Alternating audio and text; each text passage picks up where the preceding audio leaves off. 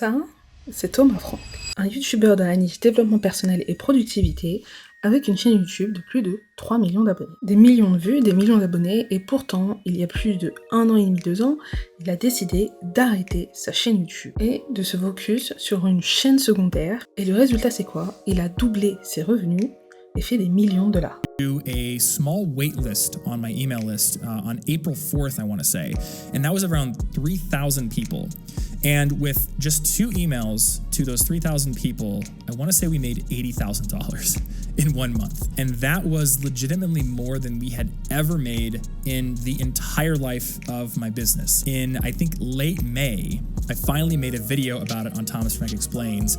And once that video went live, we started averaging between $100,000 and $130,000 a month in revenue. On pourrait penser que c'est une décision qui a été prise sur un coup de tête, et pourtant, pas du tout. Donc si tu as envie de savoir comment c'est possible, et surtout savoir comment toi tu pourrais appliquer ça pour ton propre business, je t'invite à regarder la suite.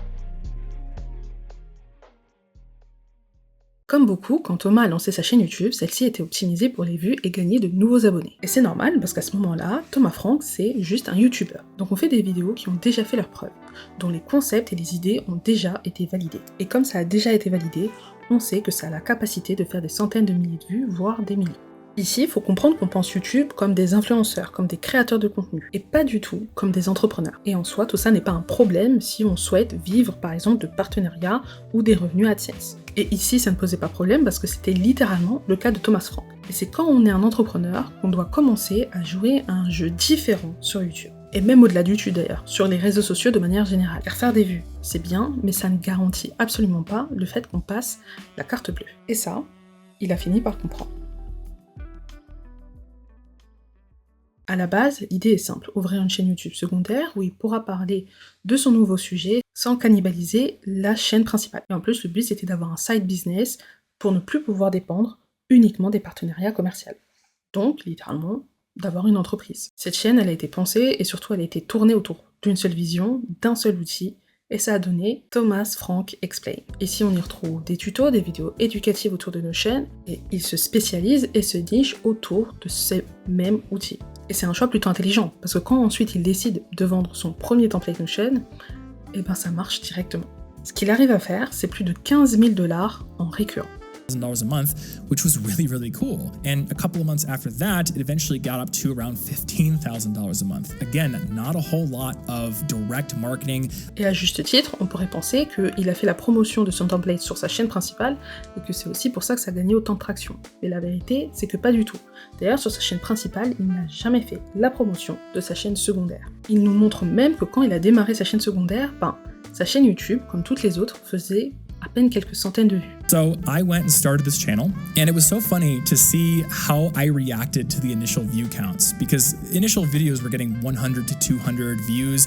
I wasn't promoting that channel very heavily on this channel, so I didn't talk much about that channel on this channel. I just thought, let's let the algorithm do its work. Mais malgré ça, malgré une chaîne de niche, cette chaîne lui a rapporté gros. Avec cette chaîne de niche qui a peu d'abonnés, il a réussi à construire une liste email de 3000 personnes intéressées uniquement par nos chaînes. Ce qu'il a réussi à faire, c'est pas créer uniquement une chaîne YouTube, c'est créer vraiment une chaîne autour d'un problème. Donc, les personnes en quête d'une solution seront les plus à même à cliquer sur ces vidéos. Et donc, par extension, ils ont un niveau de conscience beaucoup plus élevé. Et du coup, ils seront beaucoup plus à même à acheter. Ça, c'est pas du tout un principe nouveau. D'ailleurs, en marketing, c'est assez connu. On ne peut pas vendre de la même manière à une personne qui ne sait pas qu'elle a un problème, à une personne qui sait qu'elle a un problème mais ne connaît pas la solution, et à une personne qui a connaissance de son problème et connaît la solution. Il y a plusieurs niveaux, et du coup, selon le niveau, il va falloir adapter son discours. Ici, Thomas s'adresse surtout à des personnes qui sont éduquées, donc ils connaissent un minimum leurs problèmes. Peut-être pas la solution, mais ils connaissent leurs problèmes. Et donc ça, s'adresser à des personnes qui sont beaucoup plus éduquées, ça permet aussi de réduire le cycle d'achat. Et ça, parce que Thomas s'adresse à des personnes déjà un peu plus éduquées, mais aussi parce qu'il connaît sa cible,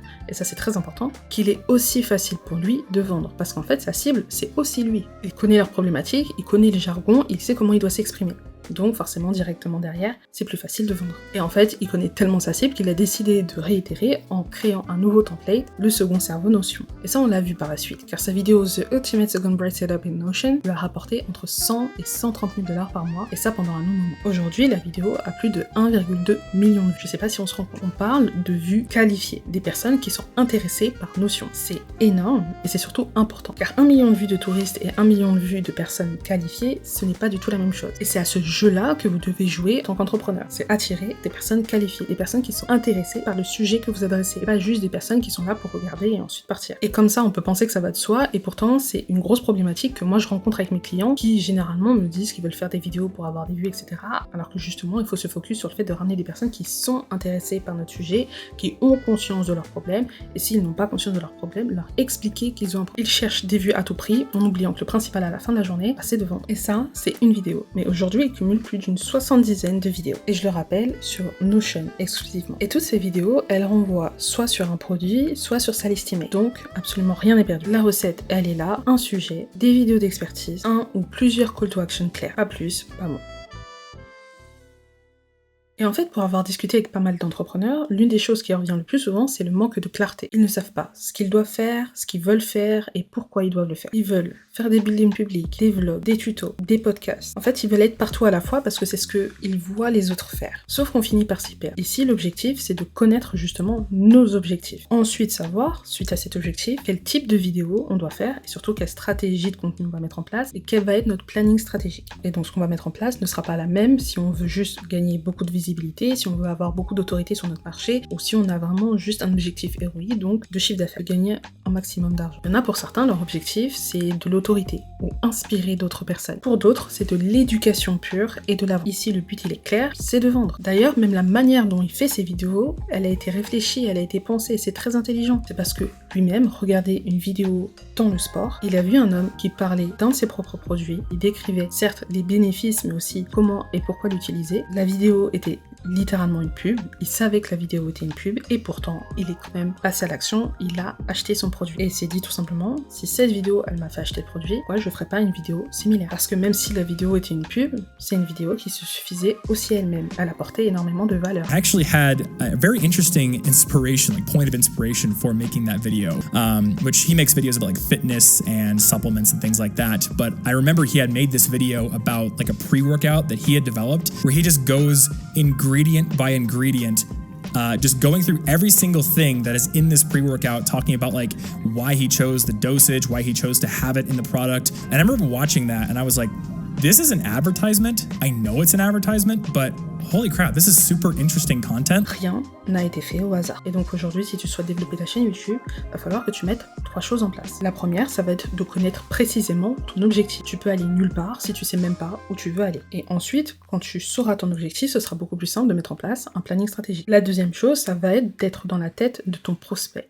de ton client idéal. Il faut que tu le connaisses par cœur pour savoir ce qu'il veut voir, ce dont il a besoin, savoir s'il a conscience de son problème ou pas. En parlant ici de second cerveau, Thomas Frank savait que son audience serait réceptive. Et en troisième, il va falloir se détacher des métriques de vanité comme les vues ou les abonnés. Et il va falloir surtout mettre un back-end en place pour vendre. Ici, la mise en place d'une liste email l'a aidé à générer des centaines de milliers d'euros. Il ne faut pas l'oublier, nous ne sommes pas des influenceurs, nous sommes des entrepreneurs. À la fin de la journée, ce qui compte pour nous, c'est de faire du chiffre d'affaires ou d'avoir plus d'autorité sur notre marché. Si tu souhaites enfin devenir incontournable et avoir plus d'autorité sur ton marché ou vendre plus, je t'invite à prendre rendez-vous dans le lien en description. Et on pourra voir ensemble comment enfin développer ta présence sur YouTube. Et sinon, je t'invite à regarder cette prochaine vidéo.